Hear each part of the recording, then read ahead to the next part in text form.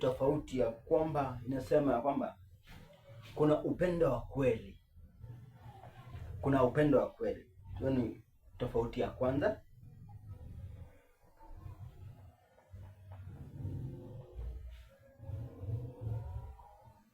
Wa kweli.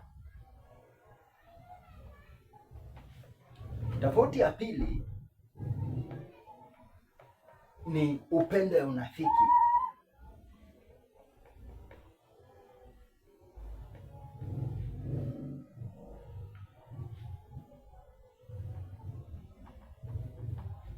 Tofauti ya tatu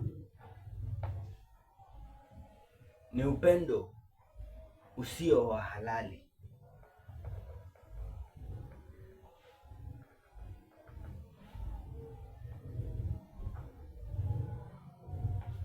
So wakati tunakuja kwa hiyo upendo wa kwanza, yani upendo wa ukweli, ni upendo ambayo mtu amejitolea ndani ya moyo wake kukupenda. Yaani kwa shida na taabu na raha ameamua kukupenda wewe. Ukiwa na tatizo anajaribu kukukwamua, anajaribu kukusaidia ili uondoke katika hilo tatizo, kwa ajili anakupenda. So atatumia kila njia ili akuhelp katika hiyo tatizo ambayo uko nayo, ambayo inakusumbua, uondolewe ndani, yaani kukukomoa katika hilo tatizo. Lakini tukikuja katika upendo wa pili, upendo wa unafiki, ni upendo ambayo mtu yani akiwa na wewe anaonyesha kuwa anakupenda, lakini akitoka hapo kuna mtu mwenye anapenda kule nje, kuna mtu mwenye anapenda kule kando, lakini akiwa karibu na wewe anaonyesha kuwa anakupenda. Hiyo ni upendo wa unafiki. Wakati ukiwa na tatizo anakuambia wewe ni mwanaume, wewe ndiye unafaa unipatie mimi pesa, lakini si mimi nikupatie pesa. Katika hii dunia sisi wote inafaa tusaidiane. Wakati mimi nimekwama, ni wewe inafaa unikwamue. So hapo, hiyo ni upendo ya unafiki. Tambua hivyo leo, hiyo ni upendo ya unafiki. Tukija kwa tatu, upendo ambao sio halali.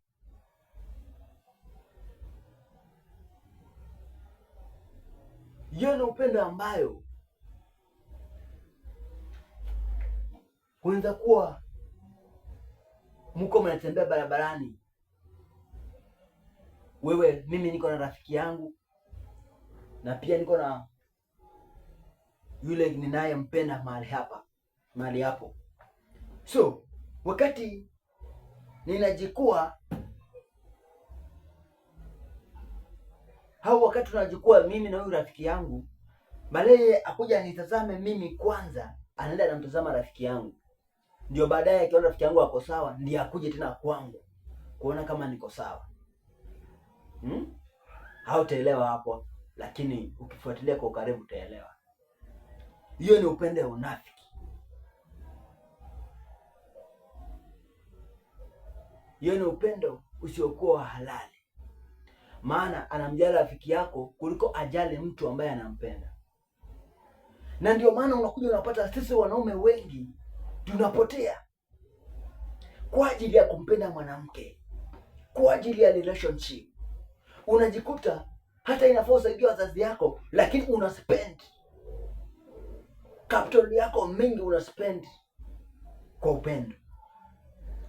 Tunasahau wazazi wetu ambao waliotupenda, waliotubeba tumboni mwao miezi 9, tukazaliwa. Baada ya miezi 9 tukazaliwa, tukaja duniani, na baada ya kuja duniani bado tena tukaanza kusabuliwa miezi, kakuja miezi, baadaye tukaingia mwaka.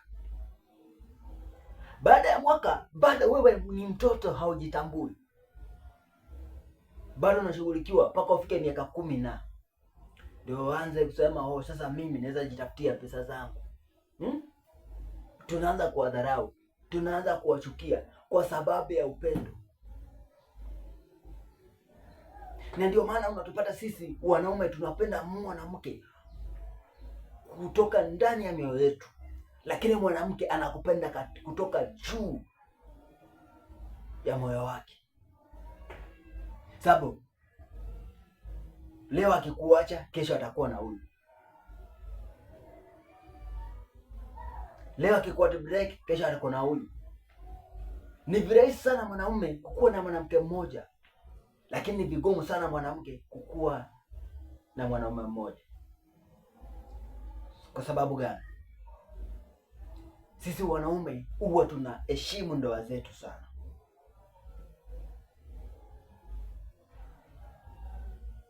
Unasema mimi nimempenda tu huyu mmoja, huyu ndio nataka nikae na yeye, akuwe mama watoto wangu, akuwe kipenzi changu, tufe tuzikane. Lakini kumbe yeye anasema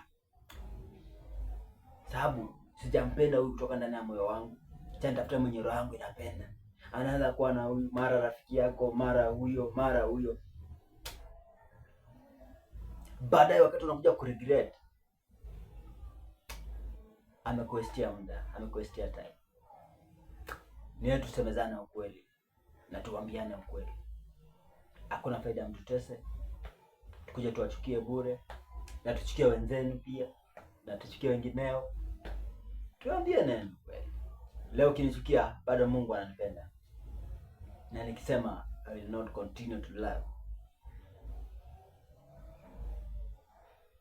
mimi nasikianga, yani kuna